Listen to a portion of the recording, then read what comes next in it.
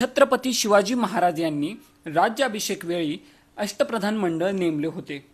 पंडित मोरेश्वर पंडितराव हे सांस्कृतिक विभाग पाहणे आणि धार्मिक कार्य पाहणे हे त्यांचे काम होते। आर्थिक व्यवहार आणि आर्थिक जमा खर्च पाहणे हे काम अमात्य म्हणजेच रामचंद्र निळकंठ यांचे होते। युद्धाचे आयोजन करणे आणि संपूर्ण सैन्याचे नेतृत्व करणे हे सर्व कामे सेनापती म्हणजेच हंबीरराव मोहिते हे पाहत असे। राज्यकारभार चालवणे आणि राज्यकारभार संपूर्ण सुरळीत ठेवणे हे काम मुख्य प्रधान पेशवा म्हणजेच मोरोपंत पिंगळे हे पाहत होते। राजकीय सल्लागार आणि इतर राज्यांचा कारभार पाहणे ही सर्व कामे सुमंत म्हणजेच रामचंद्र डबीर हे करत असे। संपूर्ण राज्याचे संरक्षण आणि संपूर्ण राज्याचे प्रशासन पाहणे हे काम मंत्री म्हणजेच दत्ताजी वाकनीस हे करत असे। पत्रव्यवहार सांभाळणे आणि संपूर्ण पत्रव्यवहार पाहणे हे काम पंत सचिव म्हणजेच अण्णाजी दत्तो हे करत असे। न्याय व्यवस्था पाहणे